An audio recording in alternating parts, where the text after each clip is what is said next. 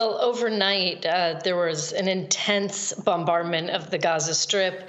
As you said, internet service and mobile service were cut from the Israeli side before that operation. And we heard from the IDF spokesman that there was an intense bombardment, both from the air, the ground, and the sea.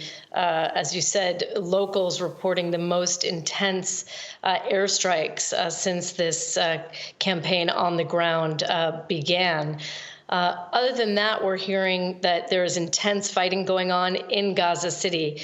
Israeli soldiers are already there, despite the messaging that they're going to enter the heart of the city in 48 hours. They are there. There have been reporters embedded with the Israelis already. And this is very difficult urban warfare. We're hearing reports of Hamas essentially jumping out of tunnel shafts, firing on Israeli soldiers, using anti-tank missiles, grenades, and planting, of course, booby-trapping buildings and also using IEDs, explosives that are buried around this urban area. So this is really the most difficult part of this war, and it will go on really for weeks, according to Israeli officials. Now, Hamas health authorities reporting almost 10,000 deaths in 1 month. Hard to distinguish between civilians, between Hamas fighters. They don't give those figures out. If we look at the Ukraine conflict, I think since last year, with around 9,700 civilian deaths in that time. It's led to the fact that we've had a rare joint letter today. All the heads of the UN agencies coming together says enough is enough, immediate ceasefire. But that's not what the message you're getting on the ground from the Israeli government, is it? No, the Israeli prime minister essentially doubling down yesterday, saying that there will be no pause of any sort until the hostages are returned.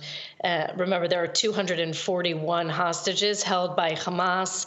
That includes dozens of women, an estimated 30 children, at least 9 senior citizens, and several Americans.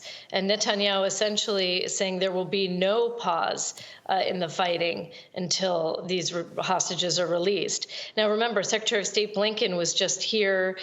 He just met with Israeli leaders. And I do believe that in the coming week, we will see Israel eventually agree to some kind of humanitarian pause, because we see on the ground the civilian death toll is mounting, which was expected given this kind of campaign. But still, it is heartbreaking, it is traumatic, it is unconscionable for so many children to be killed, even though Israel is making really every effort that a modern army could to evacuate people to the south, to notify people by air, by phone, putting messages in Arabic on the radio. It simply isn't enough, because the people of Gaza, remember, there's 2.2 million, over 1 million in the area where Israel is striking, the heart of Gaza City. Maybe about 600, 700,000 at best have moved south, but that still leaves 300,000 Gazans in the fire, right in the firing line of this war. And some simply can't get to the south.